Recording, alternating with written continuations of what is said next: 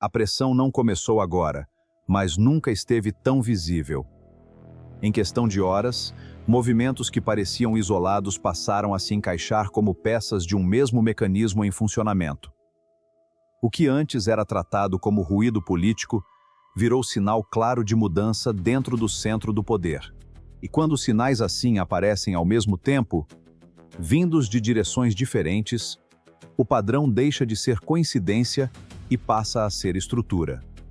Flávio Bolsonaro entrou no centro dessa convergência. O senador, que vinha mantendo uma atuação política alinhada ao seu grupo, passou a enfrentar uma sequência de eventos que não seguem mais o roteiro esperado. De um lado, a Polícia Federal avançando sobre nomes diretamente conectados ao seu entorno. De outro, decisões e posicionamentos dentro do Supremo Tribunal Federal que não refletem o alinhamento político que muitos consideravam garantido. E no meio disso tudo, um nome que começa a aparecer com mais frequência e mais peso: Willer Thomaz. Willer Thomaz não é uma figura popular fora dos bastidores, mas é descrito como alguém extremamente próximo de Flávio Bolsonaro. A relação entre os dois já havia sido registrada anteriormente em diferentes contextos, incluindo viagens internacionais e convivência fora do ambiente institucional. Durante muito tempo, essa proximidade foi tratada como algo comum dentro de círculos políticos. Agora, o contexto mudou.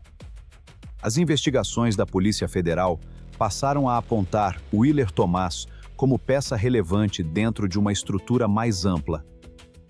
Segundo o que foi levantado, ele atuava na administração de empresas ligadas ao operador central de um esquema que desviou recursos da Previdência Social. Esse operador, conhecido como Careca do INSS, teria articulado um sistema que envolvia empresas registradas em nome de terceiros, movimentações financeiras fragmentadas e uso de estruturas consideradas típicas de ocultação de recursos. A operação conduzida pela Polícia Federal não deixou margem para dúvidas sobre a seriedade do avanço. Foram realizadas buscas, apreensões de dispositivos eletrônicos e recolhimento de documentos financeiros. O foco direto era Willer Thomaz. Mas o que chamou atenção foi a direção do rastro identificado. Esse rastro não parava nele. Ele seguia, e é exatamente nesse ponto que surge uma das perguntas mais repetidas nos bastidores e fora deles. Se há indícios que apontam para uma conexão mais ampla, por que a investigação não avançou diretamente sobre Flávio Bolsonaro? A resposta está no funcionamento do sistema jurídico brasileiro. Como senador, Flávio possui foro privilegiado. Isso significa que qualquer investigação direta contra ele precisa ser autorizada e conduzida dentro do Supremo Tribunal Federal. Esse detalhe muda completamente o ritmo e o caminho das investigações. Não se trata de escolha estratégica simples. Trata-se de um limite legal. E dentro desse limite, o avanço pelas conexões ao redor se torna o caminho viável. É assim que investigações dessa natureza evoluem. Primeiro os operadores, depois os vínculos. E só então o possível acesso ao núcleo principal. Os celulares apreendidos de Willer Thomaz passaram a ser considerados peças-chave. Não apenas pelo que podem conter diretamente, mas pelo que podem abrir como possibilidade de desdobramento. Comunicações, registros, contatos e movimentações podem indicar novos caminhos e reforçar conexões já identificadas. Em investigações complexas, esse tipo de material funciona como ponto de virada. Mas há um elemento adicional que amplia ainda mais o alcance dessa análise. Willer Thomaz não era apenas próximo de Flávio Bolsonaro. Ele também foi responsável por indicar uma pessoa para atuar na administração financeira do escritório de advocacia do senador. Essa informação já havia sido registrada anteriormente e confirmada publicamente. Esse mesmo escritório aparece em outro ponto da investigação. Foram identificadas emissões de notas fiscais para empresas ligadas ao esquema previdenciário. valores considerados relevantes passaram por essa estrutura, levantando questionamentos sobre a origem dos recursos e o contexto dessas transações. Quando esses elementos são observados de forma isolada, podem gerar interpretações fragmentadas. Mas quando analisados em conjunto, formam uma rede de conexões que amplia o entendimento do que está sendo investigado. Não se trata de uma linha direta. Trata-se de uma teia, e essa teia se expande ainda mais. A administradora financeira indicada por Wheeler possui ligação familiar com alguém que aparece em outra ponta do esquema. Esse parente é associado ao operador central em uma empresa registrada fora do país, em uma jurisdição considerada paraíso fiscal. Esse tipo de estrutura é frequentemente mencionado em investigações como destino de recursos desviados. A sequência de conexões começa a ganhar forma. Um nome leva a outro.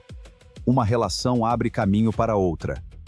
E cada novo elemento reforça a necessidade de olhar o conjunto completo. É isso que muda o nível da análise.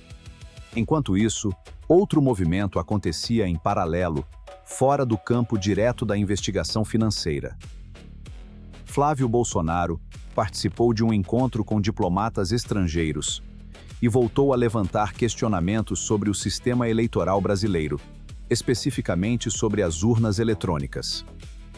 Esse tipo de declaração já havia sido feito anteriormente em outros contextos, mas o cenário agora era diferente. A resposta veio de dentro do próprio Supremo Tribunal Federal. O ministro Cássio Nunes Marques, indicado por Jair Bolsonaro, realizou uma apresentação pública detalhando o funcionamento das urnas eletrônicas. Ele explicou os mecanismos de segurança, destacou a ausência de conexão com redes externas e reforçou a integridade do sistema. Além disso, houve a correção de uma informação divulgada por Flávio Bolsonaro sobre a origem de componentes tecnológicos das urnas. O próprio senador reconheceu a possibilidade de equívoco. A manifestação do ministro foi direta e pública, sem espaço para interpretações ambíguas. Esse posicionamento chamou atenção não apenas pelo conteúdo, mas pelo contexto. Esperava-se, por parte de alguns analistas, um alinhamento mais discreto ou uma ausência de resposta. O que aconteceu foi o oposto. Outro nome importante nesse cenário é André Mendonça, também indicado ao Supremo Tribunal Federal durante o governo de Jair Bolsonaro. Mendonça passou a ser observado de perto em decisões relacionadas a pedidos envolvendo conteúdos sobre investigações. Em um dos casos, ele negou solicitações para retirada de publicações que abordavam conexões ligadas ao senador. A decisão manteve o conteúdo disponível.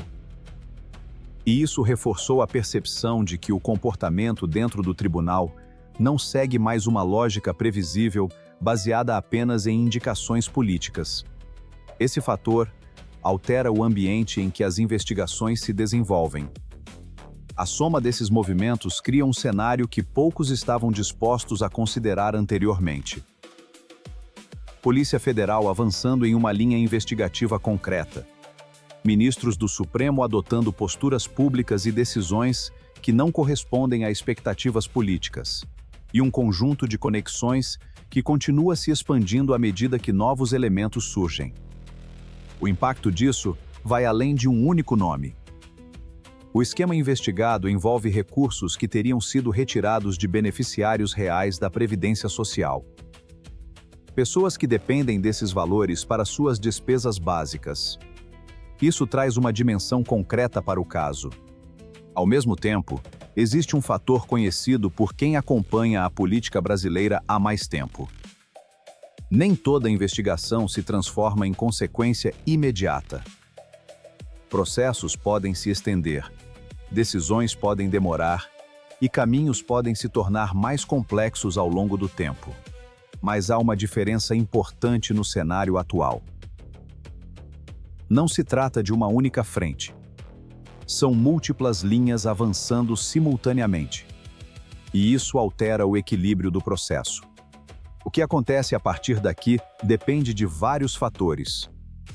O conteúdo dos dispositivos apreendidos, as decisões que podem ser tomadas dentro do Supremo Tribunal Federal e a capacidade de cada lado de reagir aos movimentos em curso. Uma coisa, no entanto, se tornou evidente. O padrão mudou. E quando o padrão muda, a forma de interpretar os próximos acontecimentos também precisa mudar. Se você chegou até aqui, é porque quer entender além da superfície. Então aproveita agora, se inscreve, deixa o like, compartilha esse conteúdo e comenta o que você acha que vem pela frente. Porque nos próximos blocos o cenário fica ainda mais claro e as conexões começam a mostrar até onde isso pode chegar. A partir desse ponto, o cenário deixa de ser apenas investigativo e passa a ser também estratégico. Porque enquanto uma frente avança no campo jurídico, outra começa a se movimentar no campo político. E essa movimentação não acontece por acaso. Nos bastidores de Brasília, aliados de Flávio Bolsonaro passaram a adotar uma postura mais cautelosa. O silêncio, que antes poderia ser interpretado como neutralidade, agora começa a ser visto como cálculo. E em política, quando o silêncio cresce ao mesmo tempo em vários pontos, geralmente existe uma razão comum por trás. Esse comportamento não surge isoladamente. Ele acompanha um padrão que já foi observado em outros momentos de tensão. Redução de exposição, menos declarações públicas e uma tentativa clara de evitar associação direta com temas que ainda estão em desenvolvimento. É uma forma de contenção. Ao mesmo tempo, outro movimento começa a ganhar força. Integrantes de diferentes correntes políticas passaram a observar com mais atenção os desdobramentos da investigação. Não necessariamente para agir de imediato, mas para entender o alcance real da situação. Porque dependendo de até onde isso avançar, o impacto pode ultrapassar o núcleo direto e atingir estruturas mais amplas. E é aqui que entra um elemento que costuma definir o rumo desses processos: o tempo. Se por um lado a Polícia Federal trabalha com avanço técnico e coleta de provas, por outro, o ambiente político reage em um ritmo diferente. Existe uma tentativa constante de antecipar cenários, medir riscos e reposicionar estratégias antes que determinadas informações se tornem públicas de forma irreversível. Esse tipo de antecipação pode ser percebido em pequenos sinais. Mudanças de discurso, ajustes em posicionamentos e até alterações na forma como determinados temas são abordados publicamente. Nada disso acontece de forma explícita. Mas quando analisado em conjunto, forma um padrão. Enquanto isso, o núcleo da investigação continua evoluindo. A análise dos materiais apreendidos não é imediata. Ela segue etapas: cruzamento de dados, verificação de autenticidade, identificação de conexões. Cada detalhe precisa ser validado antes de ser incorporado ao processo. E é justamente nessa fase que muitas investigações ganham força. Porque não se trata apenas de encontrar informações, mas de conectar essas informações de forma consistente.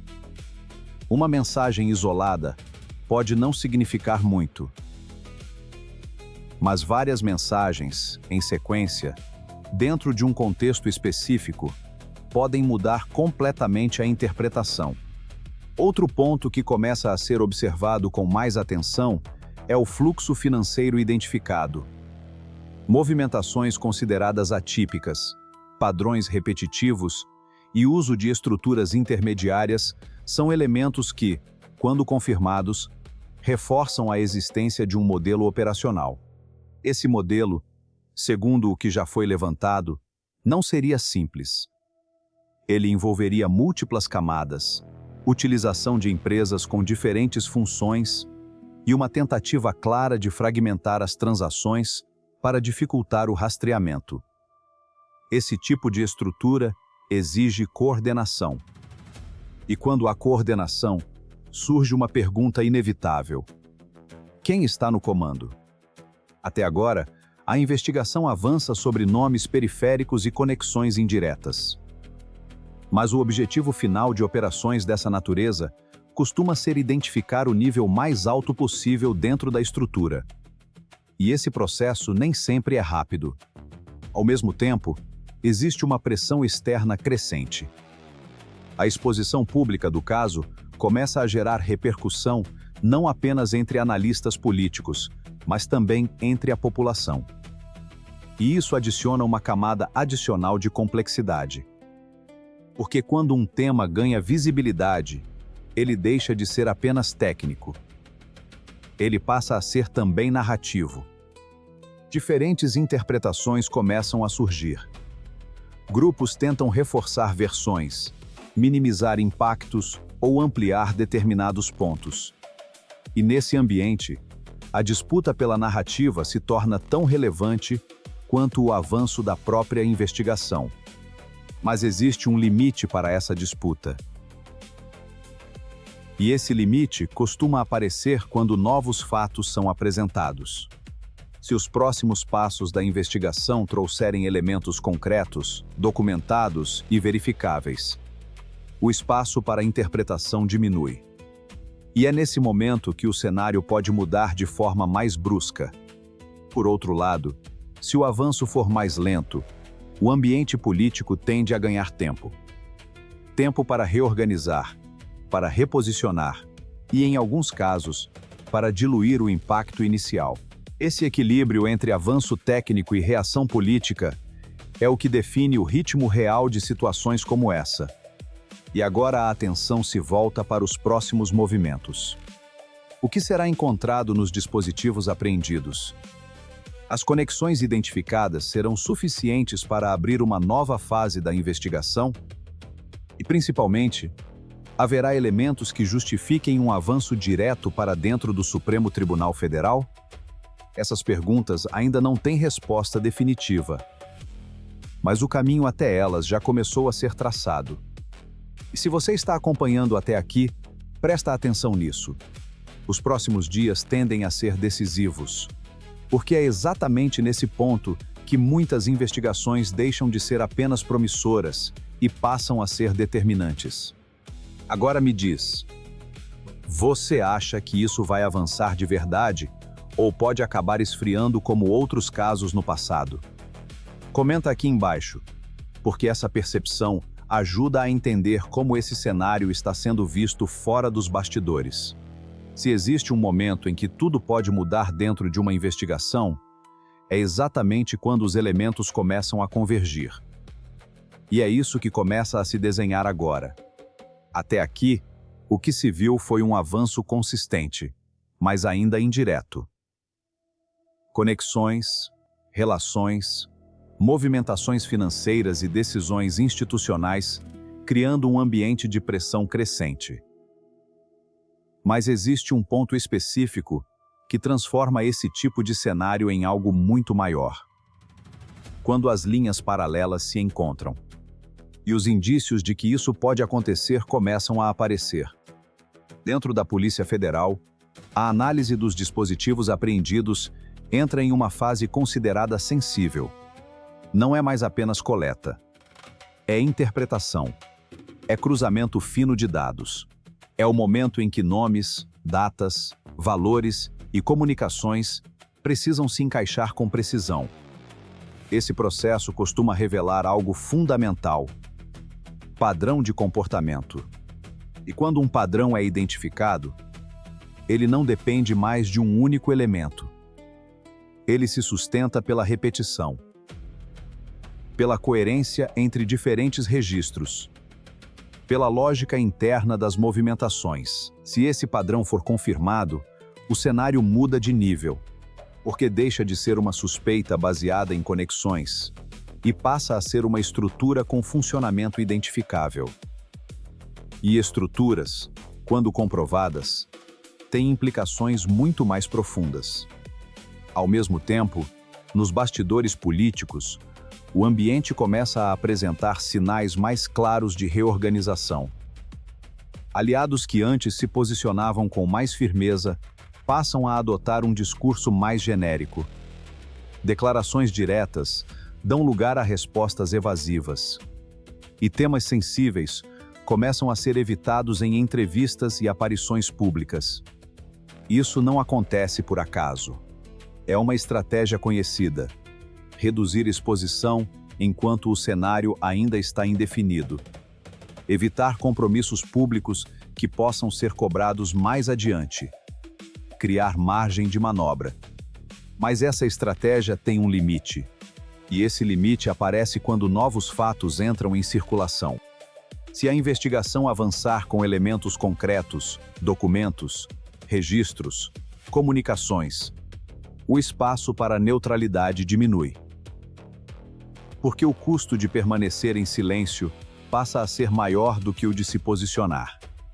Outro ponto que começa a ganhar relevância é a possibilidade de desdobramento institucional. Caso surjam elementos que indiquem participação direta de alguém com foro privilegiado, o processo precisa mudar de instância. E isso significa levar o caso para dentro do Supremo Tribunal Federal. Esse movimento não é automático. Ele depende de validação, de consistência e de critérios legais bem definidos. Mas uma vez iniciado, ele altera completamente o peso do caso. Porque o que antes era uma investigação com alcance limitado, passa a ter potencial de impacto nacional. E aqui entra um fator decisivo: precedentes. O sistema jurídico brasileiro já lidou com situações semelhantes. Casos em que investigações começaram em níveis operacionais e, ao longo do tempo, alcançaram figuras centrais. Em alguns desses casos, o tempo foi longo. Em outros, o avanço foi mais rápido do que o esperado. O que define esse ritmo não é apenas a complexidade, mas a qualidade das provas. E é exatamente isso que está sendo construído agora. Enquanto isso, a exposição pública continua crescendo. O tema já não está restrito a círculos técnicos ou bastidores políticos. Ele começa a circular com mais força entre a população. E quando isso acontece, surge um novo tipo de pressão. A pressão por resposta. Não apenas resposta jurídica, mas resposta institucional. Explicações, posicionamentos, transparência.